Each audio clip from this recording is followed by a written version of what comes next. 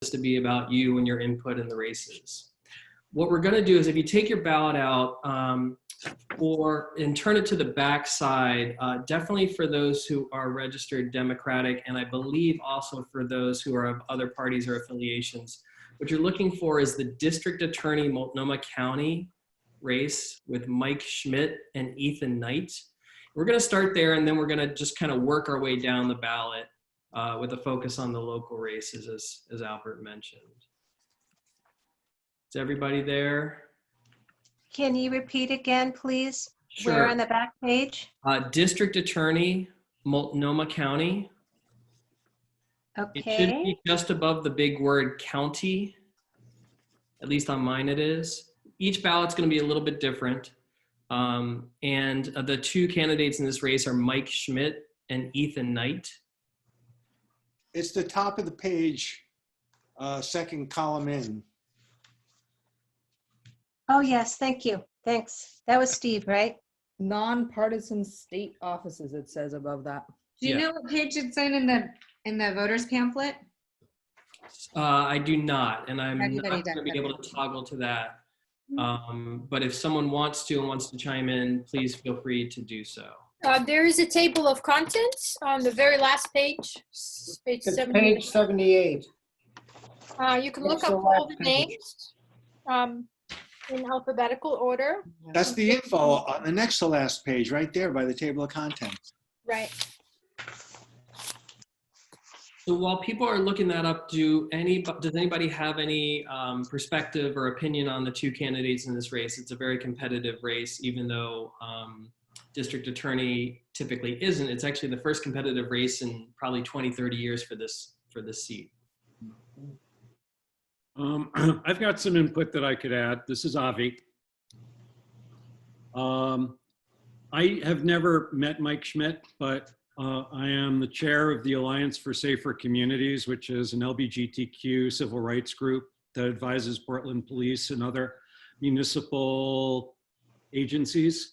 And we have had representatives from the DA's office solidly at our meetings for several years talking about hate crimes prosecutions. And the message that we get from the ADAs that show up to our meetings is that Mike is firmly committed to prosecuting hate crime and to looking at the racial impacts of the criminal justice system. And we see that in the monthly reports that we get about the prosecutions that are coming down. It seems like Mike is doing a very good job paying attention to civil rights and making sure that, you know, people charged with hate crimes are prosecuted.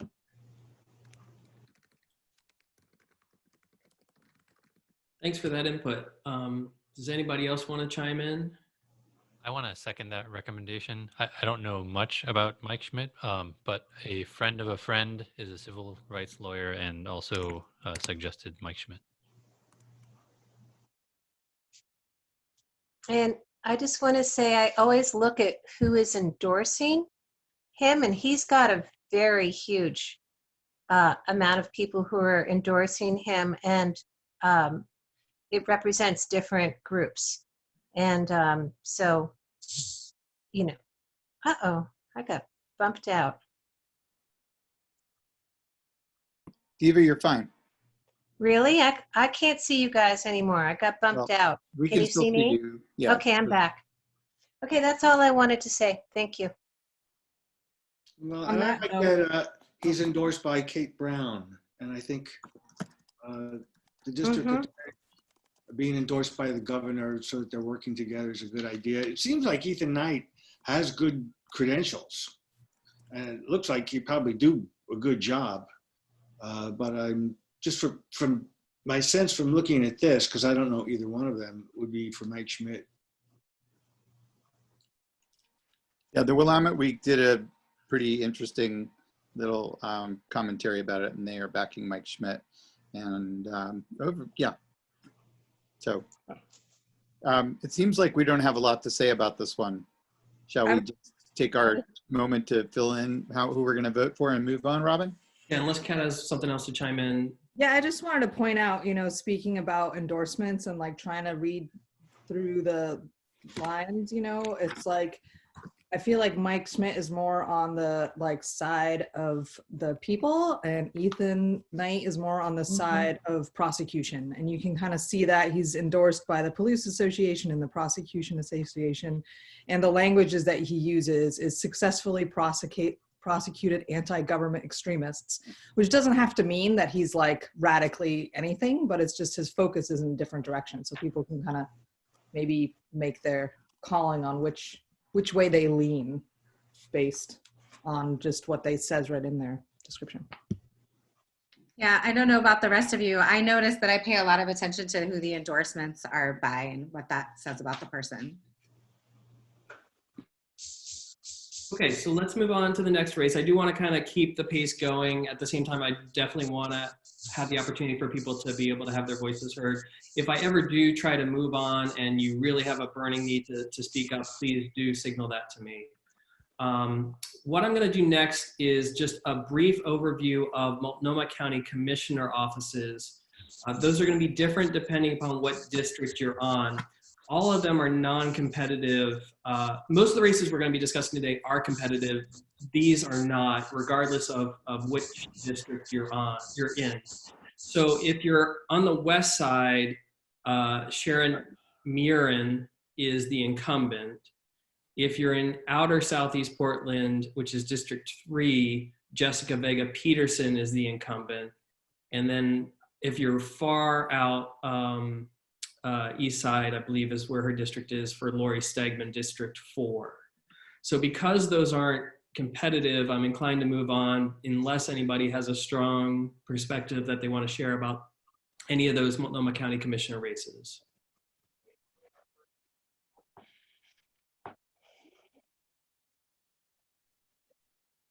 Can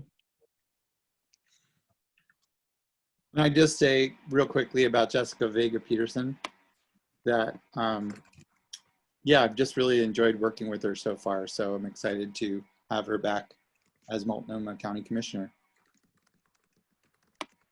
Yeah. Thanks, Selby. Okay, so seeing no other comments, let's move on to the more competitive races, and there could be some pretty lively discussions. So let's move on to city, under the big name City of Portland. We've got City of Portland Mayor. There are 15 or so candidates running. If it's helpful, I can frame who the top tier candidates are, but I will just open it up for conversation for Mayor of Portland.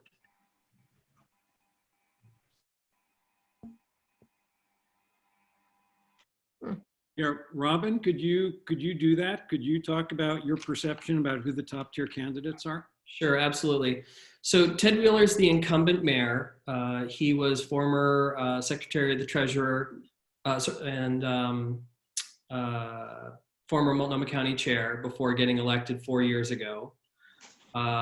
He ran against Sarah Iannarone, who is his primary competitor this year. Secondarily, I would say the next tier down is Ozzie Gonzalez, and there's one other name. Nominally Teresa Rayford and Randy Rappaport. But by and large, I would frame this as Ted Wheeler versus Sarah Iannarone. She's raised about $300,000 through public finance dollars. She's waging the most aggressive campaign. As I mentioned, the next person down would be Ozzie Gonzalez as far as mounting a serious effort.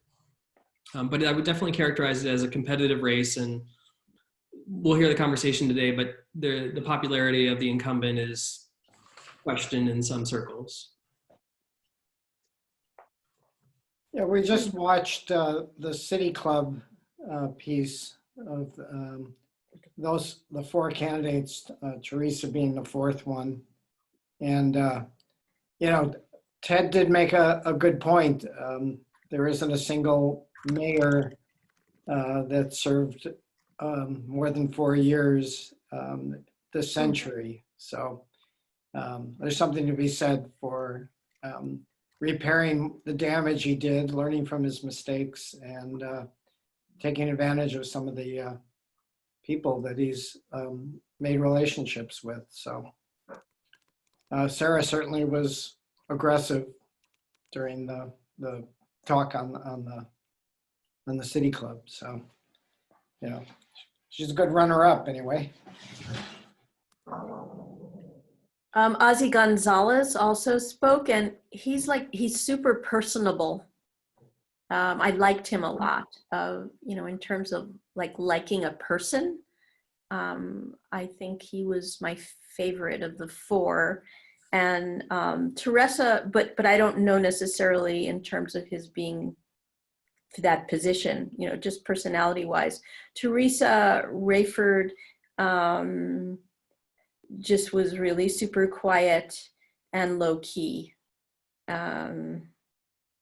Yeah, but Sarah Anaroni certainly is a powerhouse, and has great ideas, and is supported by, you know, some of the progressive Sunshine people. So that's as much as I can say. Could anyone who's done extensive research talk to the various candidates' positions on dealing with the homeless situation in Portland, and particularly Ted's seeming inability to get a grasp on it in his 4 years, despite big promises early on? Too bad we don't have him here to answer for himself. If no one else has a comment, I'll chime in. I'm trying to limit what I say, but I'll just open up for another second or two if anybody else wants to jump in. If not, I'll mention something. I think that, Avi, your characterization is really spot on. He says the right things, but he hasn't taken much in the way of actions. You can fill in the blanks as far as, you know, whether you think that's an effective mayor because it's too difficult a topic, or whether it's an ineffective mayor for not being able to fully address the issue. But I think you really summarized the issue very effectively as far as his response to homelessness. I'll just add that I'm not about the houseless population in specific, but I was on a Zoom call last week with the Emmanuel Displaced Persons group. And this is sort of about Black Portlanders who were displaced by Emmanuel Hospital going in. And there was a question in that group about which of the mayoral candidates did that group think would take on their issues seriously. And basically just sort of in support of what you just said, Robin, that they were not lambasting Ted Wheeler in particular, but they did sort of say yeah, he's been in these meetings with us, but what's really happened? And they're not endorsement, but just the person that they felt well, at this point, the person that we think would actually listen to their concerns as Black folks in Portland who've been historically and systemically and repeatedly pushed out was Teresa Rayford. My comment on the homeless situation is that the problem is trying to deal with it on a local basis, because it's not only national, but an international situation. And trying to come up with, to lambast a local official for not successfully dealing with it is sort of like beating the wrong person up. I mean, it's not going to be solved at a local level. I was just reading in the Southeast Examiner that maybe Wapato may get off the ground without any government help. And that's a good thing, but I don't know that any mayor is going to solve our homeless problem, because you have the conflicting needs of freedom, economics, and then an economic system that is driving more and more people out of being housed to being unhoused. And without correcting the economic system, nobody's going to have success. And everyone's going to be caught on the same horns, the dilemma of freedom, economics, and just a broken system. I'll just jump in to say, happy to continue the conversation in relation to homelessness, but let's keep it focused on the candidates and how they might be better or worse on this issue. So I have a question. I know Sarah Iannarone personally. I haven't interacted with her in a decade, but I've been aware of her work around homelessness and her work around like the housing issues in Portland. And she has really well thought through, educated ideas about how we could do it differently. And I know, for instance, when they were clearing out all the homeless a couple summers ago along the I-5 corridor, she was there actually on the ground, like helping people pack up and trying to find, like, not just coming from the perspective of we need to get rid of this homeless nuisance, but actually like trying to find places for the people to go. And I'm inspired by that as an approach and a stance, you know, like knowing that there is homelessness, like how do we find ways to take care of people? But what I'm curious is if anybody has been following what she's actually done over the last decade in Portland. Like, has she actually been successful at making any of her ideas happen? Because that's my main concern with her, is I feel like she also is one of those people who has big ideas and has big values and speaks strongly, but is she going to be capable of implementing them, as opposed to Ted Wheeler, who's already had 4 years of like trying to navigate the system from the perspective of mayor? Like, I feel like maybe giving him another 4 years to actually make the changes and implement the things that he started, rather than bringing in a new person who's going to be in that same boat of having great ideals, but also not necessarily knowing how to follow through on them. Question, is Sarah the one that owns the coffee shop in Lentz? She owns the restaurant across from Mount Scott. Yes, okay. Bakery. But her ex-husband runs it mostly, or has been running it almost exclusively for the last decade. Does anyone really know what, I don't really know her or Ted's positions enough, and I would really like to see if anybody has any insight into, I should read more on their platforms, and I certainly will before I vote, but I'm just curious if anybody in this forum has information on that. And would like to elaborate on and what they know. They might have opinions or no. Well, I thought that the Willamette Week's commentary about this race was interesting. One aspect is that Ted Wheeler was I think, state treasurer. And one of the things, like, there's this whole, so given that we are in the situation that we are in, the city's budget and the city's finances are going to be altered, probably in a very strong downward fashion.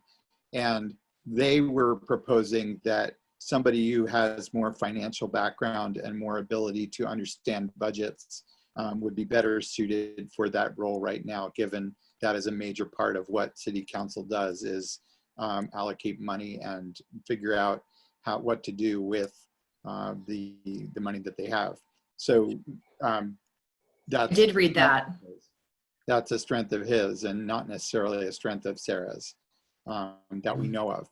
He's had major experience over the years involved in policy. I thought a little while ago that he wasn't even going to run for office again, and then I think he got a second wind, and I've been appreciating him more since over the course of the past 6 months, when he did decide to stick with it. And I think he's actually ready to roll up his sleeves and be a stronger mayor, because I think he hasn't been a super strong one until this point. And I think we unfortunately or fortunately need that right now. Given, I think all of the races in a way are tainted by the fact that we are not in, that these are different times. And so given that, I think I'm feeling more like I want people who have the more policy experience they have, the more financial experience they have, the more time in government they have. And I think that's also like reflected in a lot of the recommendations by news organizations. They are picking the people who've been at this longer. Not true for the previous race that we just looked at, but in the city council races for sure. So those are some thoughts. And I'll just say that this is a little bit of a referendum on if you've liked the last 4 years or 3.5 years, vote for Ted. If you haven't, you can vote for a different candidate. The likelihood of a different candidate winning in the primary is unlikely. you have to get 50% plus one. And so one could make the case that if you're not satisfied with how he's been doing, getting him to the general election, making him have to be more concrete on some of his policies might be a better thing to do. I'm pretty agnostic as far as where to fall on this one, but I just thought I'd add that as an additional perspective on it. I suggest we move on. Yes. We could talk about the mayor's race all night. So thank you, Albert. So let's go to City of Portland Commissioner number 1. Unlike the other city council races, I think this is probably going to be the quickest and most certain. Is it helpful for me as I go through these races to give you the top tier candidates, or just let people chime in? I'm seeing some nodding of heads. Okay, so in this particular case, there's only really one substantial candidate, and that's Carmen Rubio. Certainly, if anybody else wants, Sandy, nice. If anybody else wants to say that there's another top tier candidate, please chime in, but I haven't really seen anyone. She's gotten the vast majority of endorsements. So I'll open it up briefly, but I want to keep this one pretty brief because I think it's going to be a relatively easy conversation. I wanted to say one thing. I'm not endorsing Mary Ann Schwab for city council, but she is a local activist in the Sunnyside area, and she really cares a lot about a lot of things, but particularly about school property. And she has been working to try to preserve Portland public school property for years. That's just one of her issues.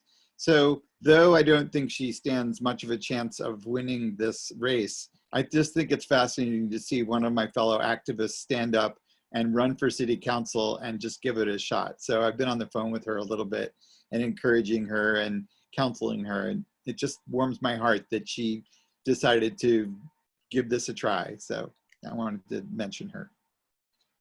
Okay, any other comments? Or we'll move on. Art, do you have something? No, okay. Now we're getting into the juicy races.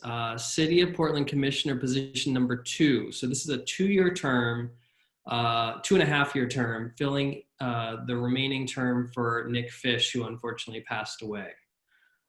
This is I call it a jungle primary, where there are a slew of top tier candidates running. It is a very competitive race. And I'm gonna do a first tier and a second tier. And people could argue this both ways, but the first tier is Dan Ryan, Tara Hurst, Loretta Smith, Sam Chase, as I see it as the top tier. And I would make the case that voting for those 4 arguably is your best bet, because we don't have ranked choice voting, and so your vote is going to matter more because the top 2 of those are going to advance. But there's a second tier of very strong candidates as well, and I don't want to dismiss them. And that includes Margot Black, who's a tenants' rights organizer, Julia DeGraw, who's an environmentalist who ran against Nick Fish 2 years ago. And I know some people on this call like Jazz Davis. So I will open this one up for conversation and see where the conversation goes. I'll just add, I know Polo Catalani has also been really strong in City of Portland government. He was working in like the New Portlanders program for many, many years. I think before he got ousted along with a lot of other people when Wheeler and Hugh Daly showed up. So there's a lot of juggling of people in that regime change. But I know that he's, or my sense is that he's a pretty respected and powerful community connector. Thank you, Sandy. Well, I'll just say a couple words about Jazz. And a lot of people on the call right now are probably familiar with James Jazz Davis, who's the owner of a bunch of really cool things, the Awakenings, the Common Grounds Wellness Center up on Alberta. He's been part of Love Tribe. He's been part of a lot of our lives for years, and he's made a really strong run given the times. You know, it's not a time where you're going door to door and knocking on people's doors. It's had to be all digital. And he actually got the financing, the matched financing. So he had to get $250 $5 or more contributions, which is no easy feat. And, you know, he's part of our community. So I would like to encourage people to consider giving their vote to him. And because, you know, we all know him and have known him for 15 to 20 years and know him as a stand-up person. Whether he would be a fantastic city council member, I'm not really sure, but I would trust him with that role. I agree with that, Albert.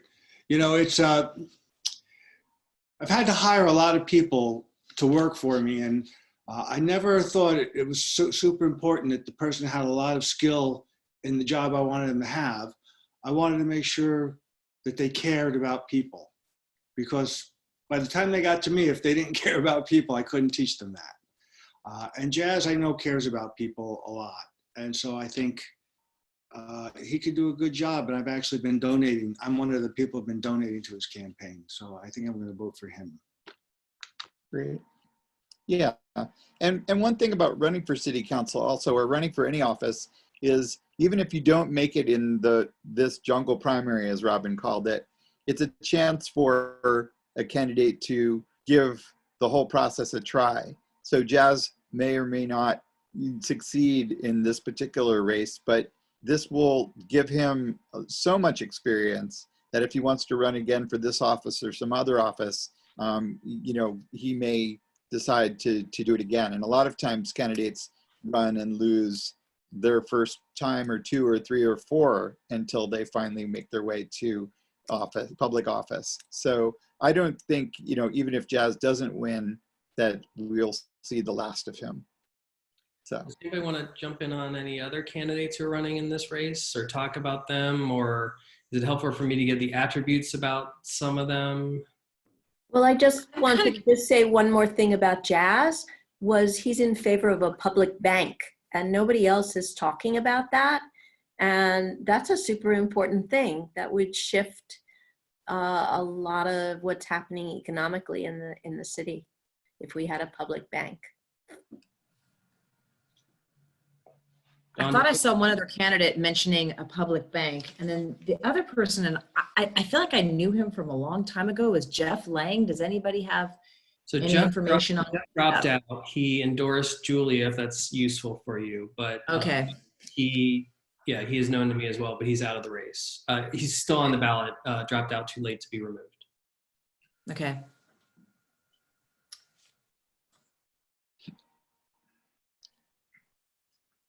Does anybody else have any comments about I'm it? just curious. I really like the idea of the public bank. And does anybody know if any mayoral candidate has also said that they would get behind that? Because that would be good to have somebody in that position who was willing to support that. I'm going to pause that question because we've been through the mayor's race, so I'd rather focus on this race and go one at a time. But I do appreciate the question, and I recommend looking into that. But for position 2, any other comments about folks to vote for, or questions that I can answer for folks about the candidates? If not, we'll move on.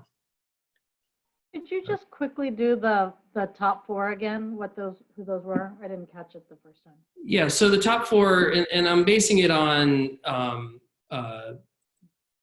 money raised, but more importantly, like exposure in the community as well. I would say, and endorsements, thirdly, is Dan Ryan, Tara Hurst, Loretta Smith, and Sam Chase.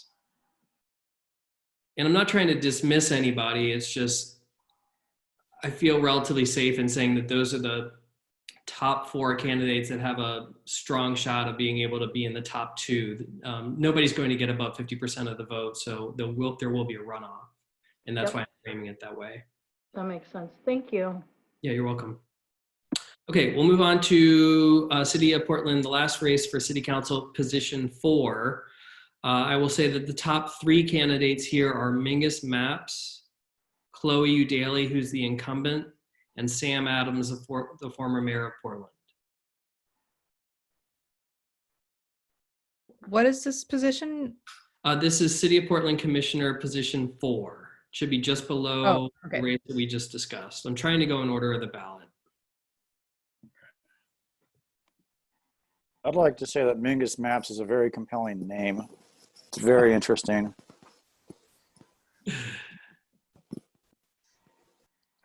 Hey, people win for less reason than that.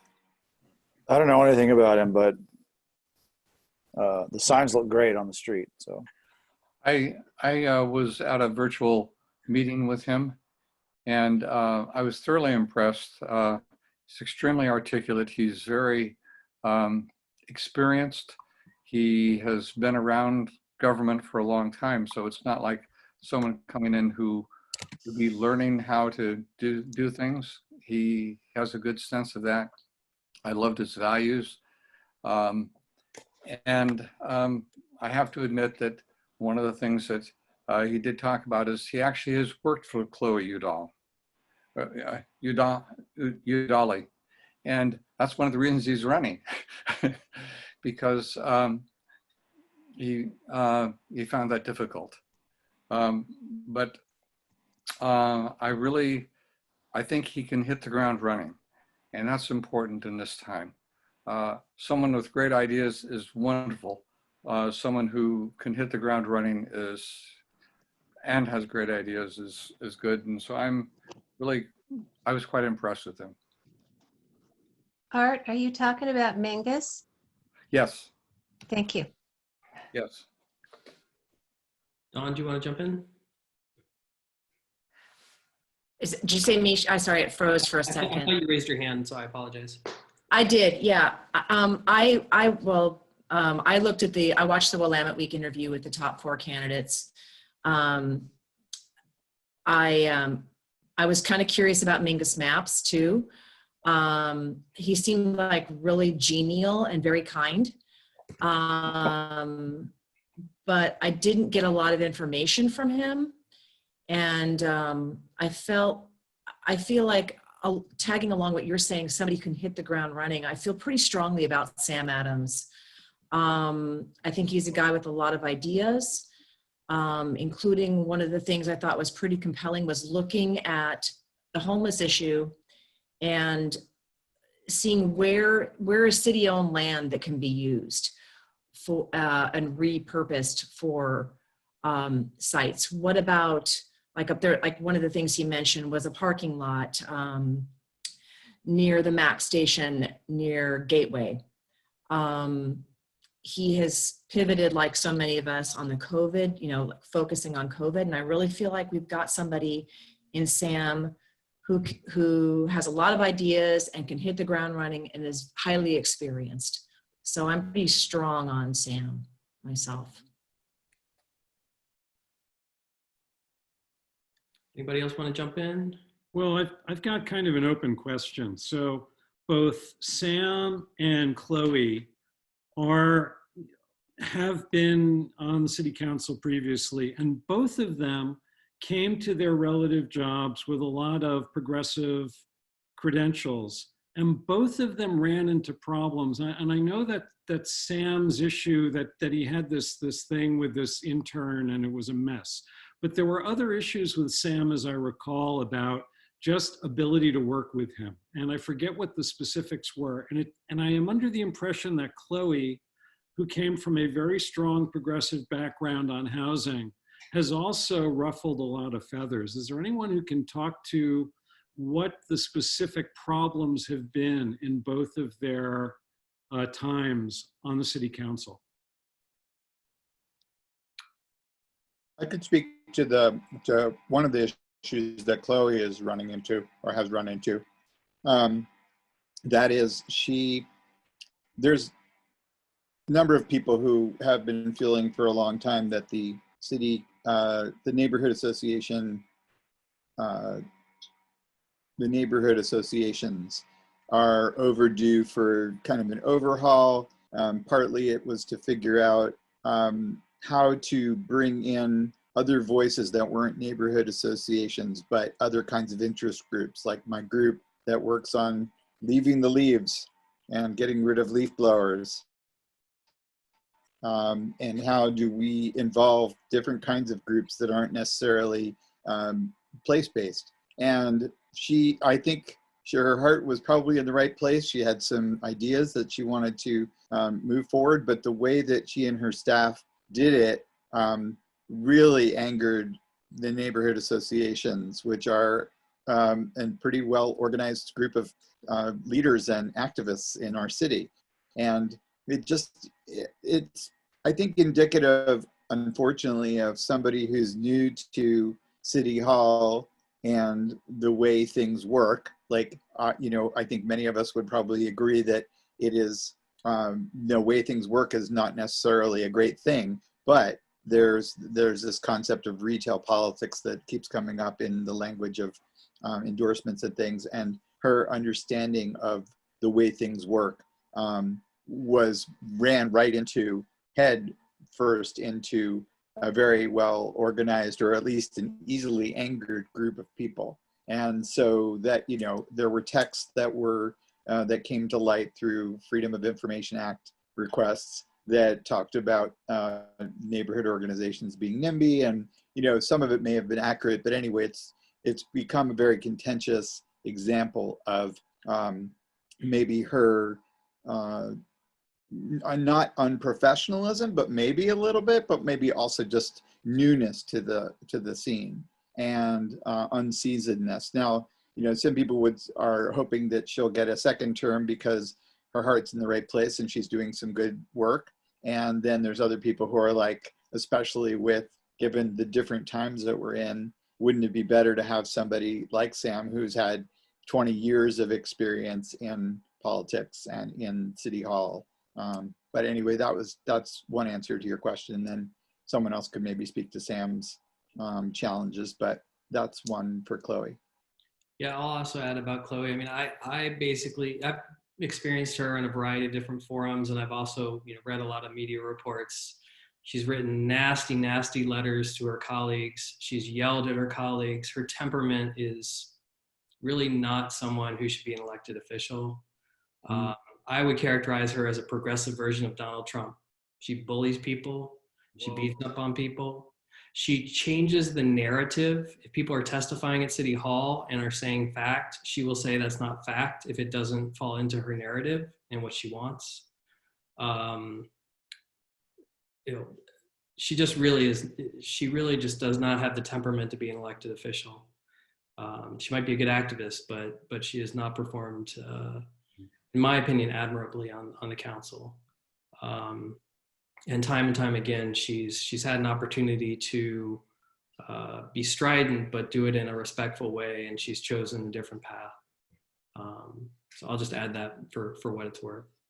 I agree 100% with what Robin said. That the interactions I've seen and heard, I've seen her belittle constituents and shut people down, especially on renters' rights and landlord rights. It's been I found it quite offensive. The weird thing is that she can bounce the other direction too, like on issues that I've been working on, such as keeping trees standing, leaf blower stuff. She's been really helpful and favorable towards the things that I want to see happen in City Hall. And it really hurts. It's really challenging to me to finally find an ally or two on the city council and then not be backing them. Like I am not going to be voting for her. And it's partly because of this swinging thing, the personality thing. I think she's also, you know, the Willamette Week brought it up. I think she's really created a bad environment in City Hall. And like maybe City Hall needs to be shaken up, but there's like a difference between creating a bad environment through like pushing through particular positions and one where your personality gets involved in it. And I think that she's doing the latter. And so I don't want that for city council. I don't want that for when I go and testify, I don't want to be having that experience, and I don't want other people to have having that experience. It's got to be a civil experience, especially coming from the people who we've elected. So, and just to tip my hat to another elected official, Joanne Hardesty, who got elected 2 years ago, is as progressive or even more progressive than Chloe, but has been extremely effective. And she comes from a radical activist background. I've worked with her for 15, 20 years, but she's done a really good job settling into City Hall and creating allies and disagreeing, but in a respectful way. So there is a pathway for being progressive activist on the council. I don't want to just dismiss someone for being an activist background, because I come from that. So if there's no other comments, I'm going to go on to the next race. Hey, wait, Robin. Yes. You want to say anything about Sam? No, I feel like things have been said, and I'm really trying to be more moderator than Okay. articulator. But I think that Sam's done fantastic things. I think Mingus has potential. Would be my quick summary. But I'm just trying to moderate more than speak. If anybody has any, wants any more information, though, I'm happy to talk offline about it. So what we're going to do next is Metro Counselor. So depending upon where you are geographically, you might have a different person, or you might have no one at all. For those who are in Southeast Portland, the main race is Bob Stacy, who is the incumbent, taking on, I may be mispronouncing her, Leah LaFleur. If you are on the west side, is anybody on the west side? Just kind of raise your hand real quick.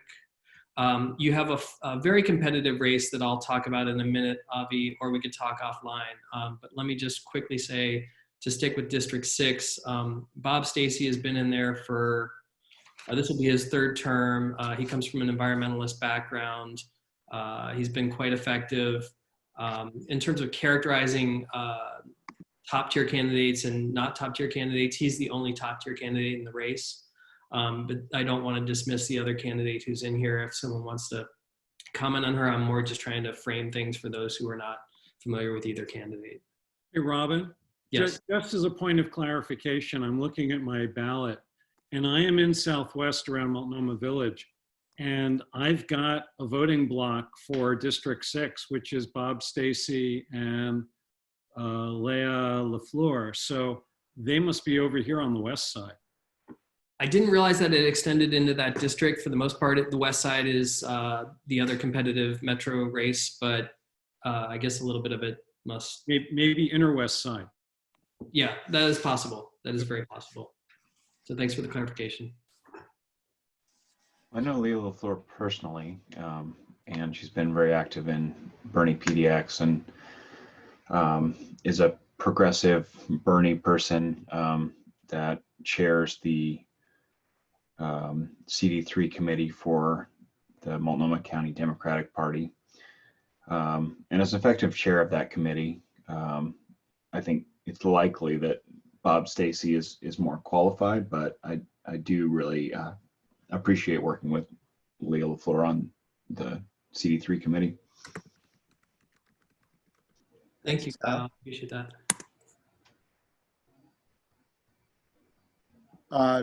District 5 for Robin is Mary Pavido, Mary Nolan, etc.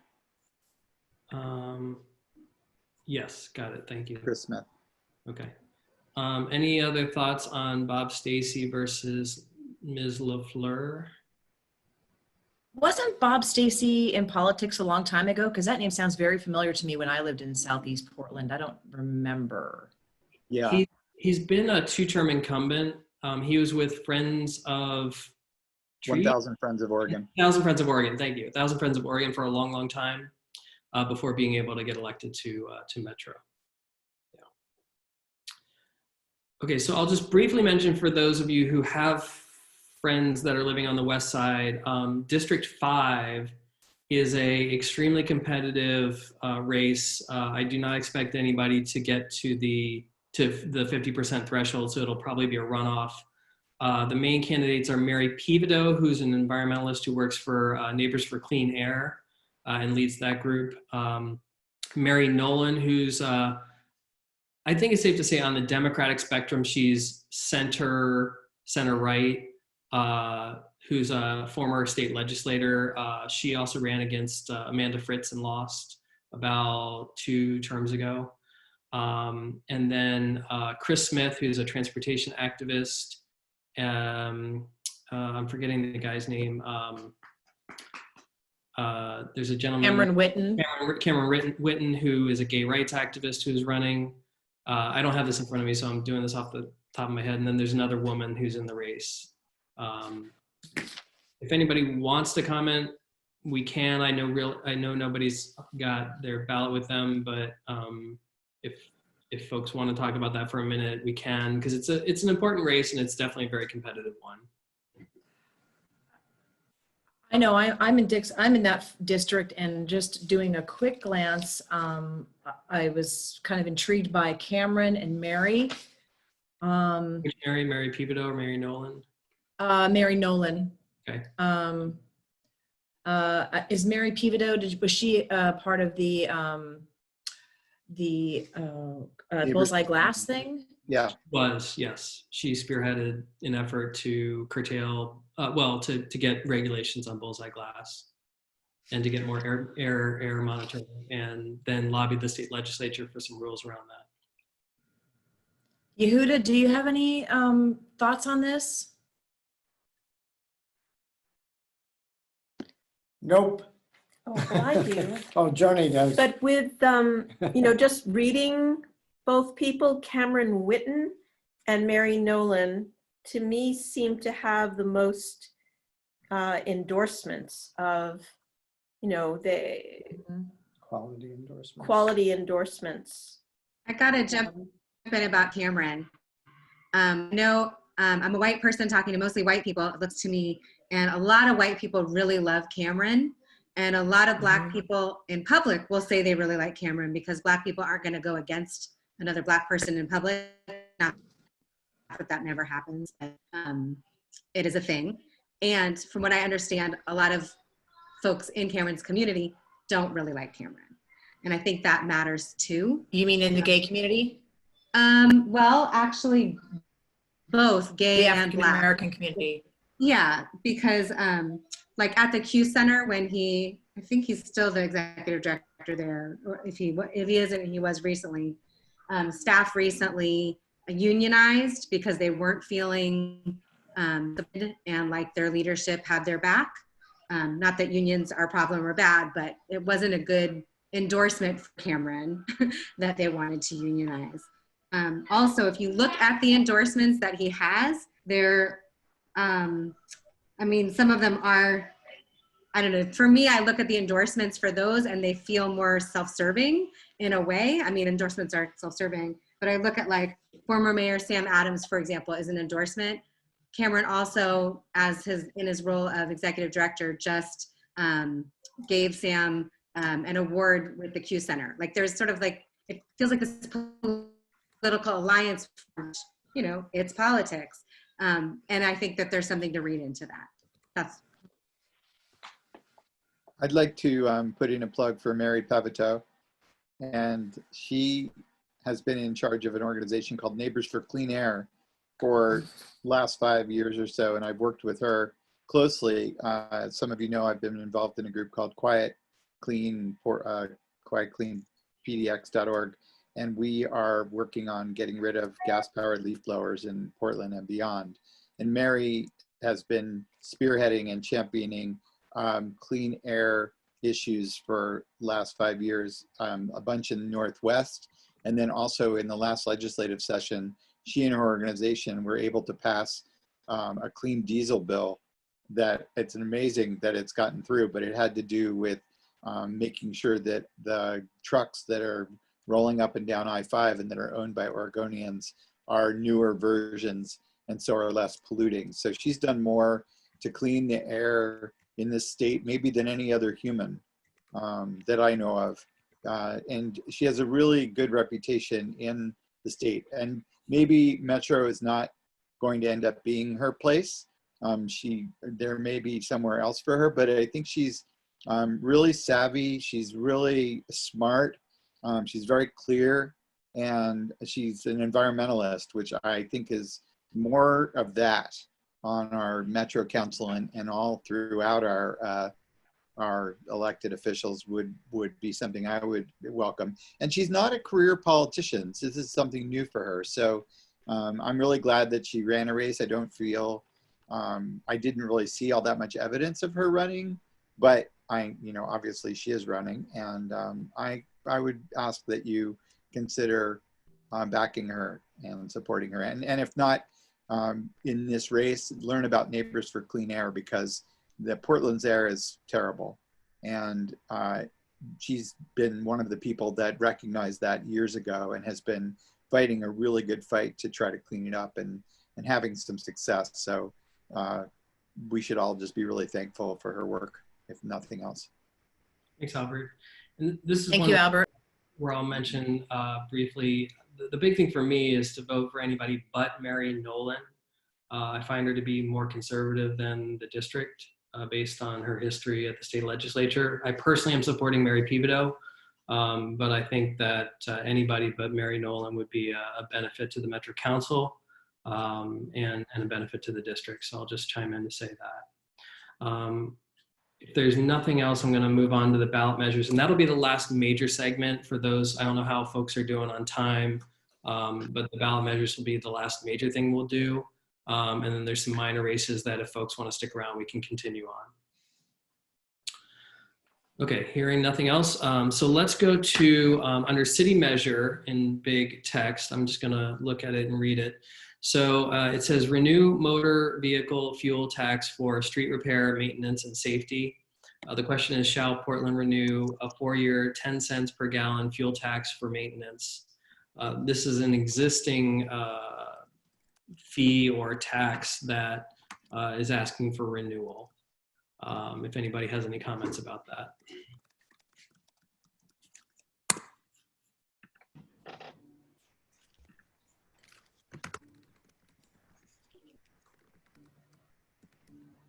I'm going to be devil's advocate. Does anybody know what they've done with the funds? Because it doesn't seem like a whole lot's been done. I'm actually really glad I'm subscribed to PBOT's email newsletter. They send out updates about what the Bureau's been doing. So if you go to the Portland Bureau of Transportation and subscribe to the newsletter, look at their news archives, I don't know exactly where it's posted. They have a lot of really good information about what they've been up to, even just since the pandemic began. They have great metrics and statistics on, how many potholes they've filled, how much repaving they've been getting done. I'm sorry I don't have it in front of me. If someone is really interested, you can post your email in the chat and I'll forward it to you. But it's I was actually very impressed and really glad to see that transparency. It sort of reminds me of working in IT or tech support. It's like, people don't notice what's being done to keep everything working well and all the things that get fixed without people noticing. And they only notice the things that don't get fixed. So, yeah. Thank you. It's not that much money, so they're not going to be building stuff all over the place. And this is a user tax. I'll chime in to say that. So it's if you drive, then you have to incur the cost. Gas is cheap right now. Gas is super cheap right now. Okay, I'm expecting that we should move on. If anybody else wants to jump in real quick. Okay, so then there's also a metro measure, and this is a pretty substantial one in terms of cost and importance as far as the issue. So this is on homelessness issues or houselessness issues, depending upon how you say it. Supports homeless services through higher earners tax, business profits tax. Should Metro support homeless services and tax income over $200,000 for a couple, $125,000 for an individual, as well as businesses that have income over, that have profits based on their income of over $5 million. So it's kind of a higher earner, higher income tax.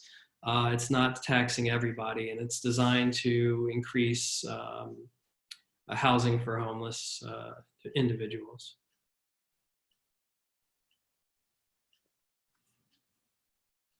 Does anybody have any thoughts on that? Good or bad?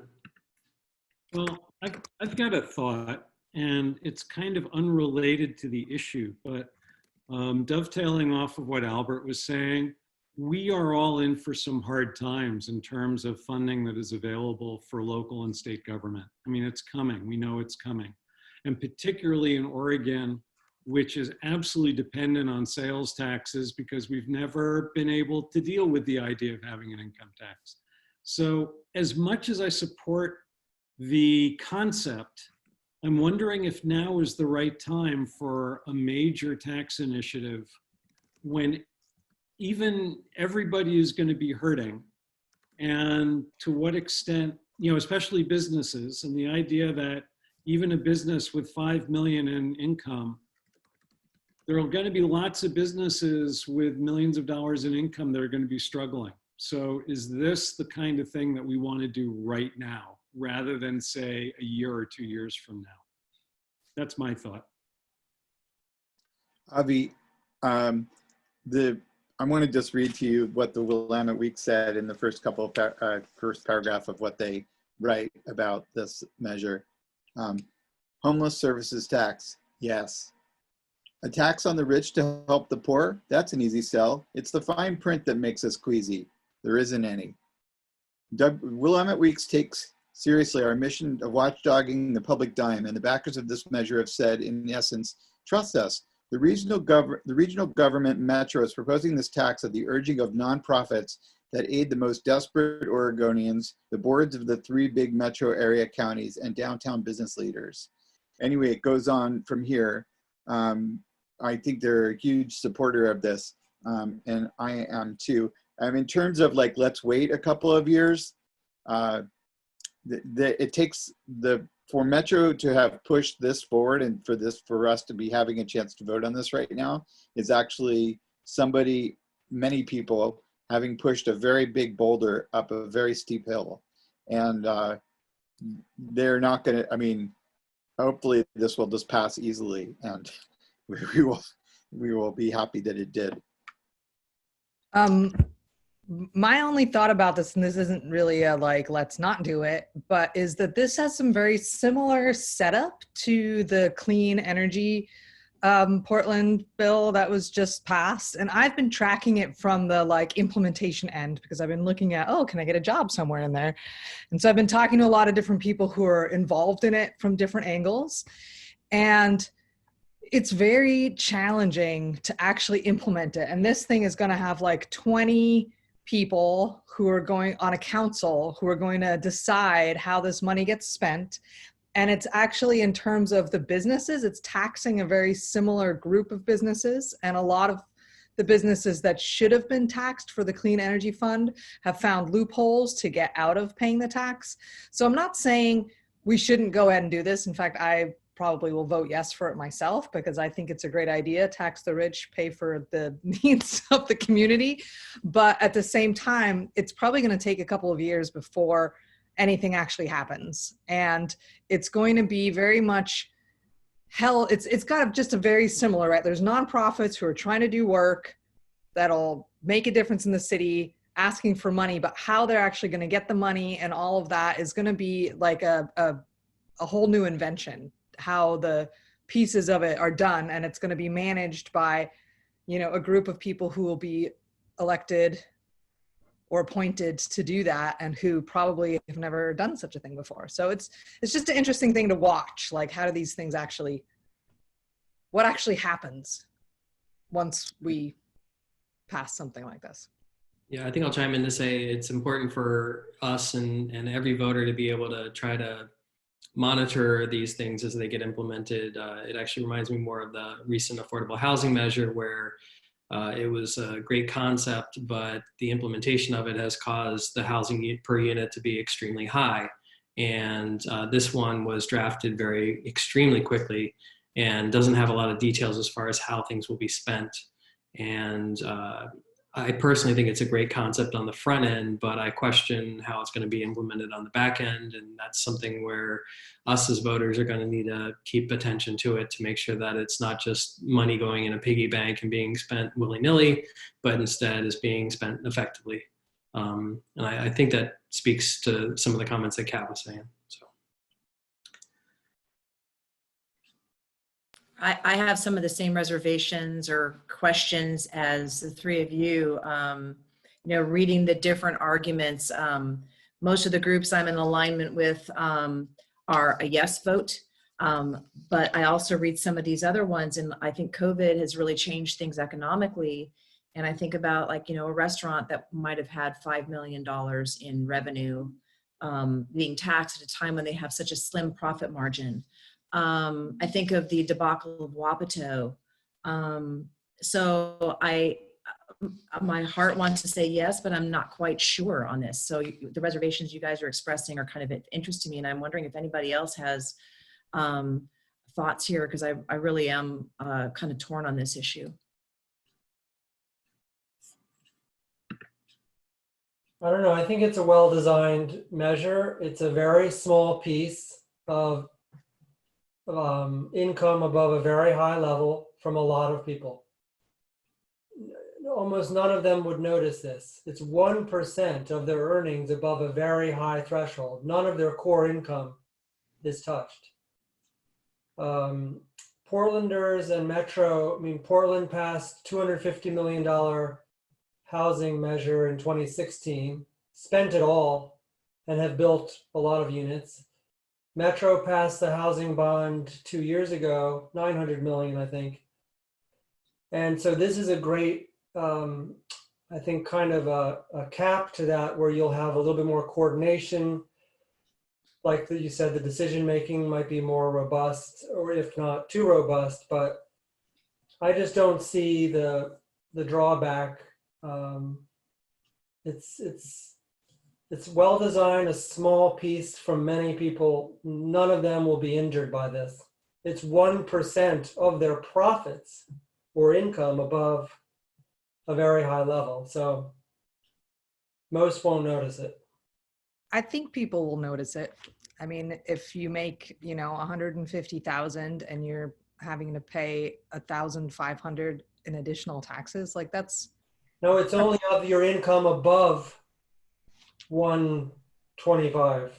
That is a good clarification. That is a good point. So you're only paying that 25 grand, if you will, if you're making $150,000. That is a not. Is that true? Yes, that's how these. Yes. I'm not reading that in here. So right in the measure itself, it says, should Metro support homeless services taxing income over 200 grand, 125 grand if you're a joint single, profits on business. 100 joint, 100 single. So it's the profit after those numbers. Yeah, so you'd subtract. Yeah. Profit or income? Okay, got it. Only income above 200,000 is. That's for households, and for businesses, it's profit over 5 million. That's net of cost. Got it. What about individuals? 5 million in profit, if that's a very large business. Probably Powell's doesn't make, it's a $20 million business, but they don't make 5 million in profit. Yeah, I mean, that's the same, it's the same number that's for the Clean Air Energy Fund also. So it's those same businesses that are getting taxed for that. Yeah. But the Clean Energy Fund is a very Fund small amount. It's 1% of the part above it, right? Very high tranche. Yeah. Okay, cool. Thanks for coming. So Don, I'm reading it as being based on income, not based on profit for individuals. I think I'm reading that the personal income tax will be assessed on residents of the Metro District and or non-residents who have income earned from sources within the district. Only income above $200,000 is taxed for a couple.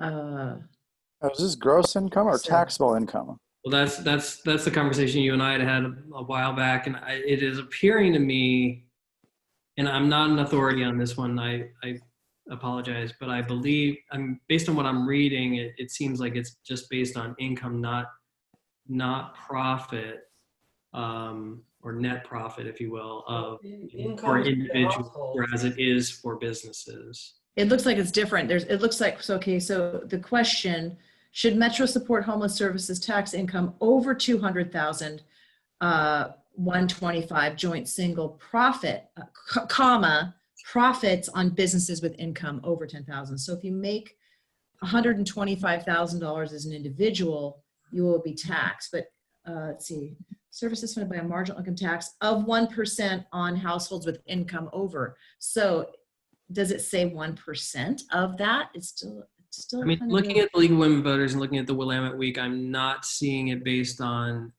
gross. I'm seeing it based on net. For the businesses, it's I apologize. I spoke incorrectly. It's based on the amount that you earn, not based on your profits as an individual. profits. Yeah. So it appears to me like as an individual, you're hit harder than if you were a business. Well, for business, it's gross receipts of Right. 5 million. Right. And that was a no, compromise but- that was struck at the last minute. All of this was really basically cobbled together in about 2 weeks' time. And so the question that I would frame this as is, if you think it's written as it should be, and if you think the implementation is great, vote for it. If you don't, vote against it. It's still probably going to pass, but there is the opportunity that if it failed, that Metro would go back to the drawing board and recraft it in a more robust manner, if you will. Basically, this was, as I mentioned, this was kind of cobbled together in the last couple of weeks before the deadline for submitting it to voters, based on the need for this issue. I just want to throw out that although I haven't checked, I'm imagining that the full legislative text, which is not in the voter's guide, if someone knows where or how to find that online, Google search for the like what's actually in the bill itself, because we're not actually seeing that. We're seeing a summary of it.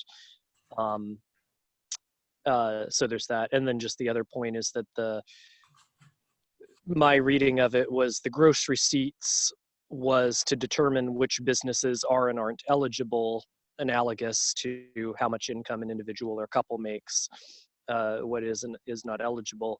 And then that the tax is only on the portion of the income in the case of individuals or couples, or the profits, not the gross receipts, for businesses above the threshold, above the minimum threshold of which they meet to be eligible for being taxed in the first place, if that makes. So if you make $5,000 in gross receipts and you profit, or I'm sorry, if you make $10 million in gross receipts and you profit $2 million, then 1% of that $2 million gets taxed. I think, I could be wrong. Hope that clarifies. That's all. I'm more concerned for individuals. So I know, I'm in the boat where my taxable income is less than this threshold. But for me to prove that to the city, I have to give them all my tax returns. And then the city basically has to become like the IRS. And they got to keep track of everybody's tax returns now. So going from not giving the city my tax returns to giving them my tax returns is a big change.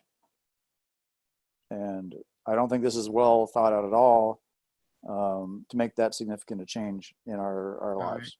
I would highly doubt that is actually how this is, how this works. I mean, how are they going to know how much money I make? Albert, I would just come in to say that it really hasn't been determined. And so it's a lot of question marks. And that's arguably part of the problem with this, is that they haven't fleshed out the details. They didn't have enough time to do that. And so they left it as amorphous for how it will be determined and implemented. Yeah, I can answer part of that question. We have had to submit our entire tax returns to the city of Portland because of some provisions on. This is also not the property city. and This things is like that. What? Metro. What? It's a different entity. And I know this is Metro, but I'm answering the question, will I have to submit my tax returns to Metro? It's likely. Mm. We sold a house and 1 year, and that year could tip us over because of capital gains, tip us over in the category. And so we may have to prove, how much we've got. It could be very poorly written that way.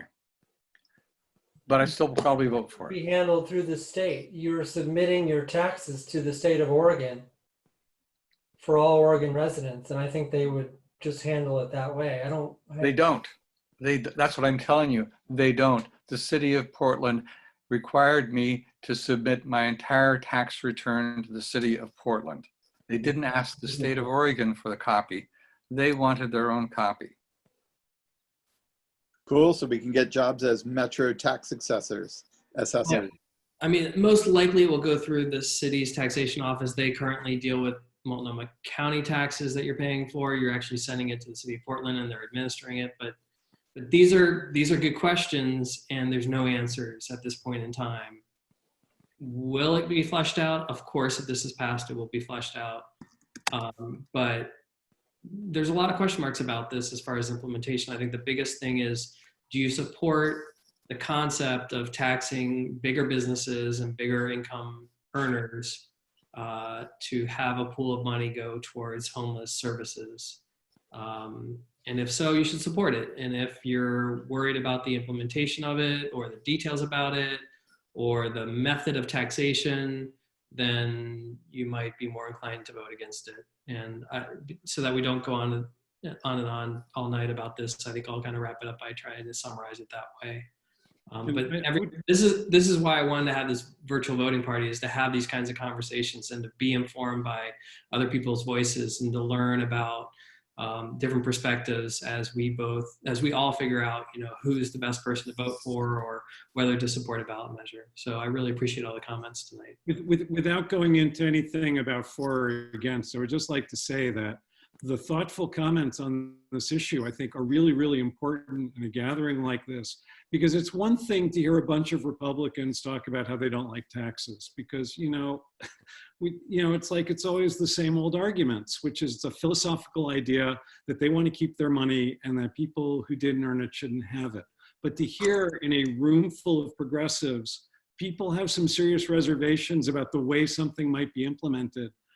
Progressives maybe should decide if they want to block a tax proposal that is not well written, because we should not only stand up for money being used for social causes, but we should stand up for well-written proposals to be used for money for social causes. So thank you very much for this conversation.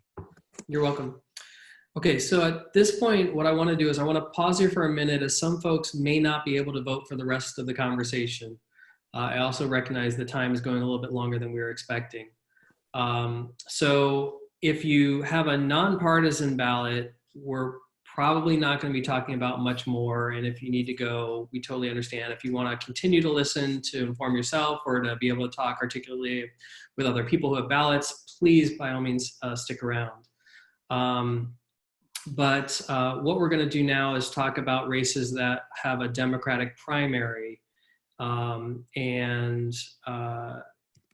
What we're going to focus on, we're not going to focus on the presidential race, although I do want to make a pitch to say that it is important to vote for that race because the delegates are still counting and racking up, and it is important to vote in that race associated with that.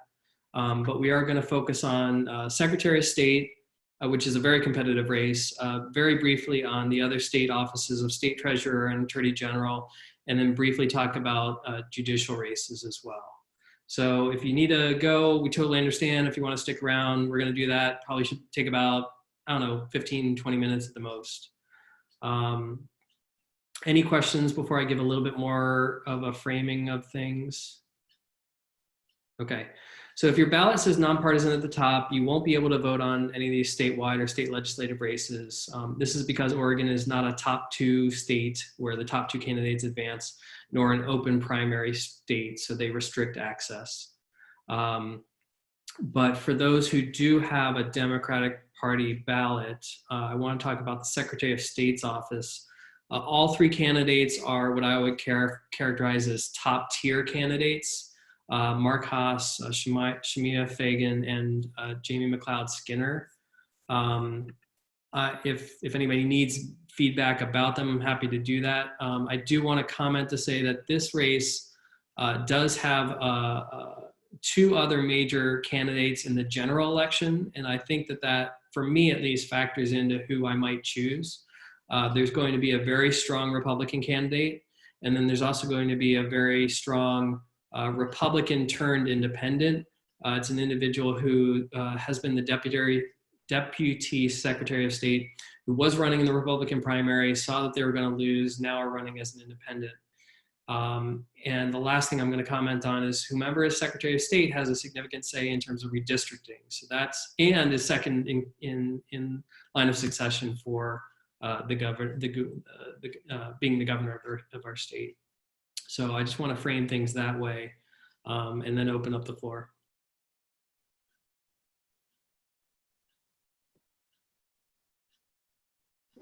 Well, I'm personally making calls for Jamie McLeod Skinner.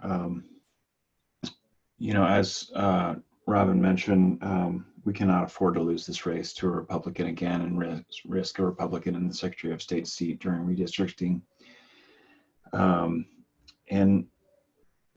Jamie McLeod Skinner ran against Greg Walden for the House of Representatives in the last cycle and outperformed Kate Brown in essentially all of the rural areas that Greg Walden represents.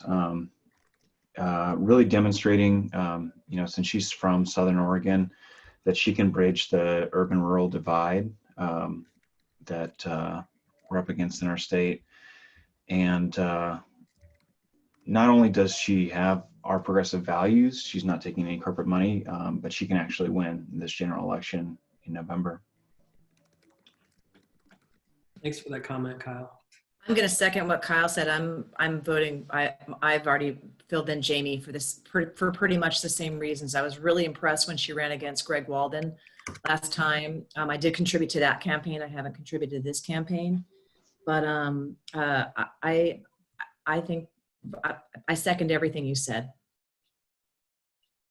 I think Joni and I also wrote cards, and I made phone calls. We went out to the Dells when she was running against Walden. Jefferson County, though, is in Eastern Oregon, so it's not really Southern Oregon that she's from. And she's actually, I think, from California because she had some counselor position in Santa Clara, which is a California municipality. But I've been very impressed with what I've read about her and what I've heard her say. And I'm not sure, you know, I don't have the qualifications to speak to how well she'll run against the other side of the ticket by any means, which is very important. But she's, you know, unfortunately, you know, or fortunately, I don't know which, she's not a state senator. She doesn't have the experience of a state position. But I think she has all the other qualifications and more for a Secretary of State that the other people don't have, having been an auditor, et cetera, et cetera. And just what she says impresses the heck out of me anyway. How about you? Yeah, she's super good. I've never worked on a campaign as hard as I have on hers, so, and that wasn't very hard, but you know, so 5 hours, 6 hours, something like that. Jefferson County is Madras, correct? Jefferson County is super Southern Oregon. Jefferson County? I think you're in Jackson County. Oh, sorry, you're right. My apologies. So Madras is, I think it's Madras. So we're not talking about Bend or Prineville. So it's a very Republican area that she's from, right? Yeah. She's definitely Eastern Oregon. Okay. I like it. Yeah, and she has name recognition because she ran in that other race. So that's very important in Eastern Oregon. I guess Shamia also is from Eastern Oregon, so. Yeah, what do folks know about Shamia Fagan?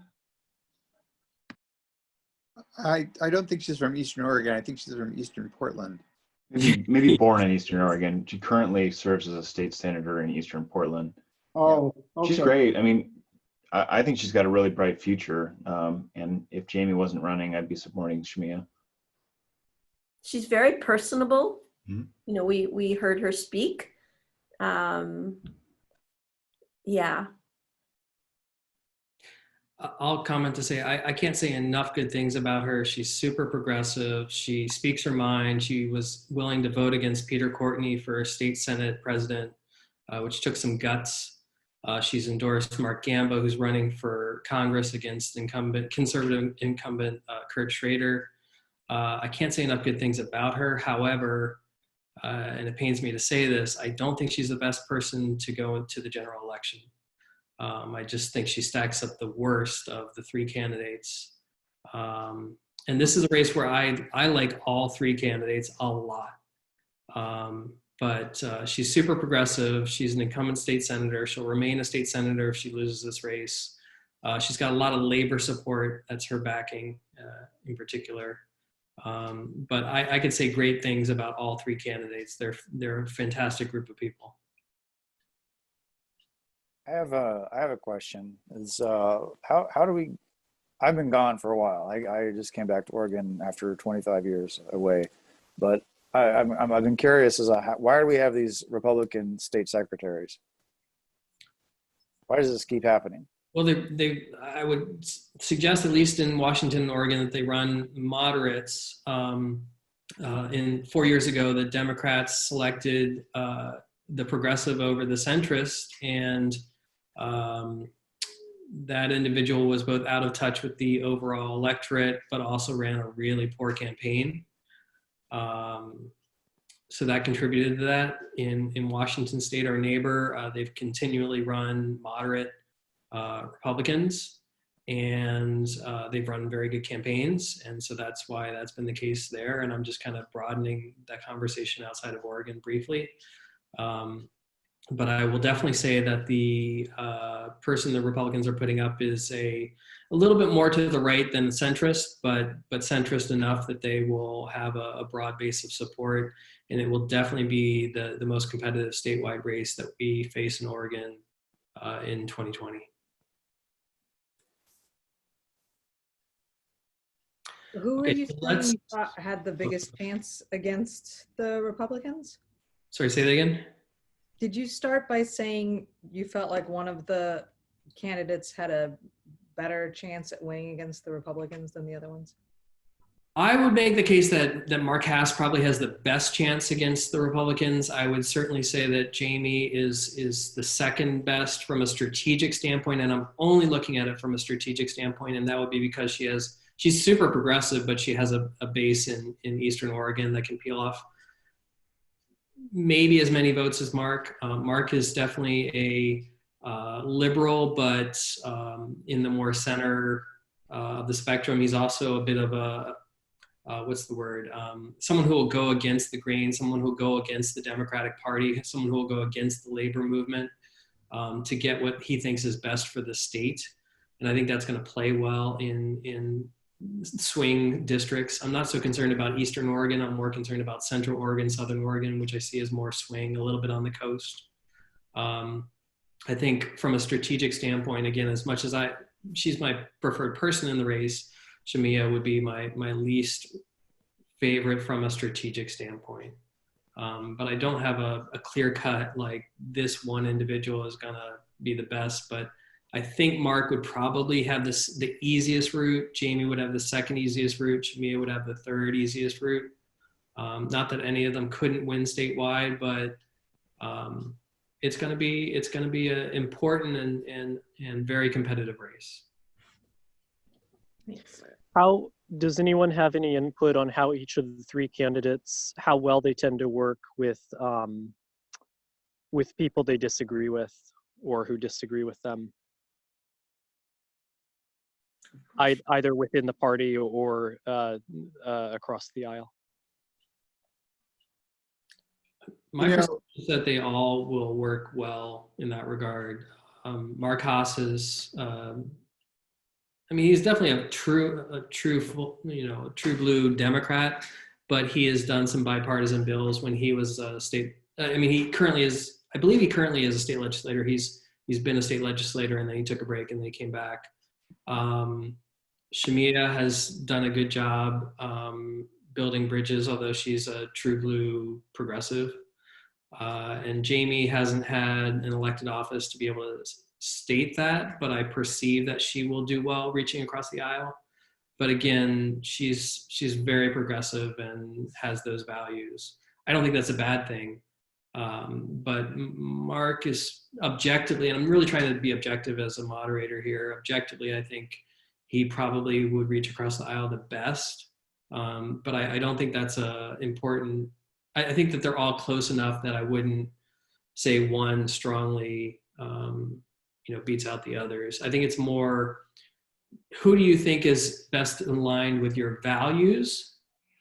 And secondarily, if you think it's important, who do you want to consider that stacks up well in the general election so that we can have the winner there be chosen? Just in listening to the three of them, Mark was the least impressive. I like the women better. Yeah, they're all fantastic candidates. I can't say enough good things about any of them. So I'm just trying to give the lenses that you can look through. Okay. So the last thing we'll talk about is a couple of competitive judicial races. And this is definitely, we're dropping down from a really important race of Secretary of State and number 2 in line for the governorship in Oregon down to some judicial races. But there's 2 races. One is, this will be on the first page under nonpartisan state judiciary. Judge of the Supreme Court, position 1. The incumbent is Thomas Balmer, and the opponent is Van Pounds.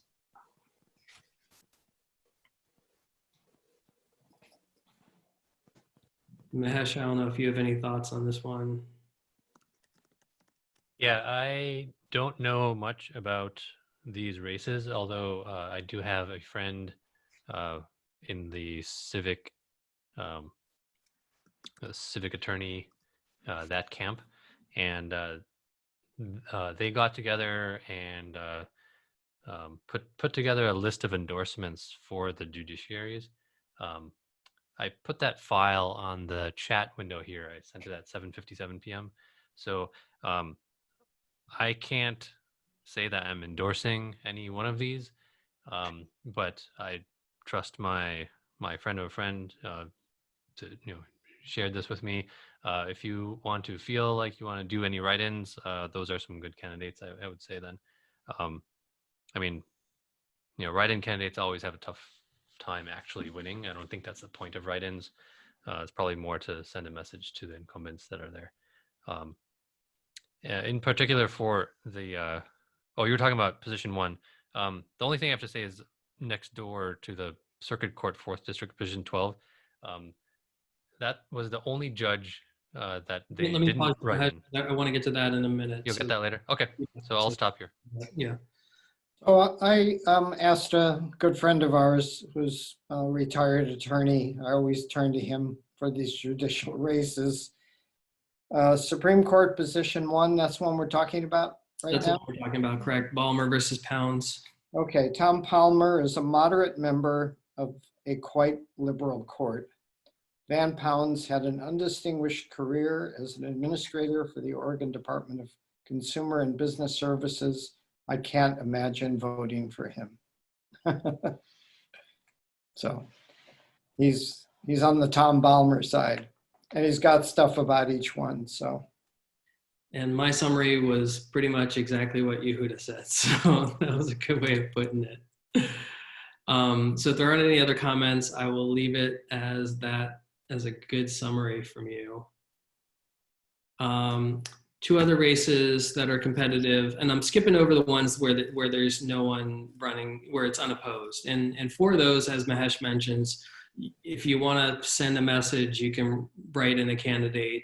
The lower the vote total of the winner, it sends a nominal message, so it's not a bad thing to do, and they're going to win anyway. But for a competitive race, Judge of the Court of Appeals, position 11, it's probably 2 down from the Supreme Court race. Can I just jump in for a second? Yes. We, Albert hosted a party, I think it was maybe 2 years ago or so, where we had one of the judges come. And I believe what we learned from that was if you don't vote for the person who's there, then there's, the conservative groups will organize and get a lot of votes for a write-in candidate, and we can be swept by that. Does anybody remember that conversation, and is that a strategy that we should be employing? In other words, it's better to fill in and have that than the one person that's there who we know something about, rather than having some other interest group organize and put a bunch of names in and potentially to win that race. Albert, do you want to comment on that? Well, I was at that and I do not remember that comment. Yeah, and I think if there was any kind of an activity that was planned in that vein, we would be aware of it. I'd never heard anything like this before, so I'm not worried in that respect. That said, I think my comment that night was, hey, anybody that's willing to do these jobs, that's putting themselves out there and running, and they're running unopposed, kudos to them, and I generally tend to just vote for them. Now, if there's a write-in candidate that someone is suggesting, I think that's worth looking at, but generally these people are going to just be continuing in their jobs, would be my guess. Yeah, and I haven't heard anything about a conservative surge or organizational effort. But if you have that concern, you should certainly vote for the incumbent, or if you like the incumbent, you should vote for the incumbent. I'm just offering for non-competitive races. I mean, like the one we just talked about for Supreme Court, yeah, there's 2 people on the ballot. The other person on the ballot has a reasonable chance of getting in. But for those that are unopposed, it's a much higher bar to be able to get beat out. So Judge of the Court of Appeals, position 11. I just wanted to, can I just add something real Sure. quick? I have a friend who's a public defender in Portland and who's very politically involved. He's often who I go to for advice on judges, and he is in favor of Thomas Balmer. So if that makes anything, friend of a friend. But I just went and looked at his endorsements because I feel like he's somebody who's working with judges every day. So I think that's a great comment. Thank you. Catherine? Okay, so Judge of the Court of Appeals, position 11. The incumbent is Joel DeVore. The opposition is Kyle Crone. If anybody knows anything, comment. If not, I'll give a quick little summary. Well, I'll go ahead and read what my friend wrote. Okay, I think it'll be similar to the last one. Yeah. Joel DeVore has served well on the Court of Appeals for nearly 7 years. Kyle Crone is a younger public defender whose major concern is with the Court of Appeals practice of affirming a substantial percentage of trial court decisions without opinion. And he abbreviates that AWOP. Although I agree with that concern, I don't see it as a sufficient reason for voting for him. So he's in Joel DeVore's column. Yeah, my reading on this, and I don't know either of them, is that Joel seemed like a good solid vote, and Crone did not seem very viable or someone that I'd want to have on the court. So I'd vote for the incumbent there. Any other thoughts on this race, or we'll do the last one? Okay, so the last one is Judge of the Circuit Court, 4th District, position 12. So this is a little bit like when Nick Fish resigned. It's an open seat, and so a lot of qualified, good lawyers are going for it. They like the opportunity to be able to have an open seat and not be going against an incumbent. And so arguably all of them are kind of top tier based on my research on this race. I realize it's a little bit esoteric to vote for judges, but each one kind of has their own lane that they're running in terms of what their priorities are. And if anybody has any comments on them, I would welcome hearing some perspectives on it. And then we'll end with this race. Okay. So my friend writes, this is an open seat as the incumbent is retiring. There are several interesting candidates. Adrienne Brown is a white woman who is the head of the civil rights in the U.S. Attorney's Office in Oregon. The plaintiff's lawyers, whose office is a couple blocks away from me, display her lawn sign, and several African-American leaders are quoted as endorsing her in the voters' pamphlet. Ernest Warren is one of the founders of Oregon's first African-American law firms, primarily handling criminal defendants, but with considerable experience in civil rights and other civil cases. Rima Ghandour is an Arab American woman who represents primarily plaintiffs in civil cases. Both all have a diverse list of impressive endorsers. Although all seem like good candidates, I'm going to be voting for Rima. So this is a Jewish retired lawyer speaking that he's voting for an Arab American. I think it's what that's worth. I think it's a good summary. Mahesh, did you have any thoughts on this one? If not, don't worry about it, but just thought I'd ask. Yeah, the only thing is of all the endorsements I got from my friend, they were all write-in candidates except for this race. He chose John Schlosser. Did he say why? No. Okay. And this person is not a like a friend or crony of John Schlosser. Okay. So I'll just kind of add to what Yehuda said, and I do not have a strong sense on this race, but I did find a good summary. So I'll just kind of add it for what it's worth.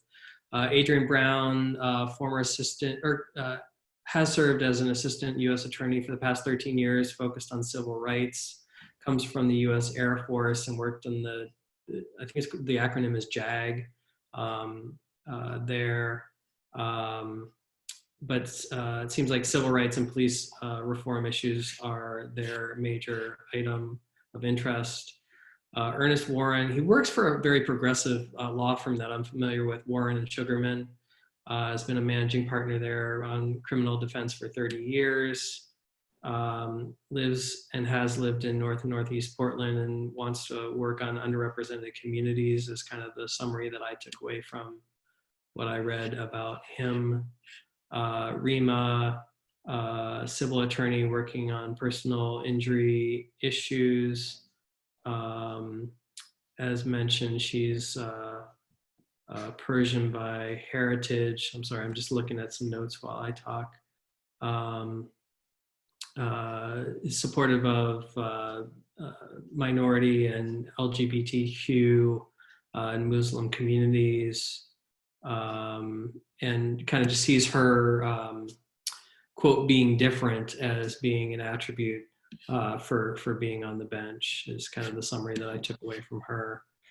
Sonia Montalbano is a civil lawyer who's been practicing for 23 years. I didn't really get a lot of information about this individual. Other than like just wanting to do good for the community. And I'm just kind of looking at my notes, but I just didn't really get a lot about them other than that they are a solid candidate.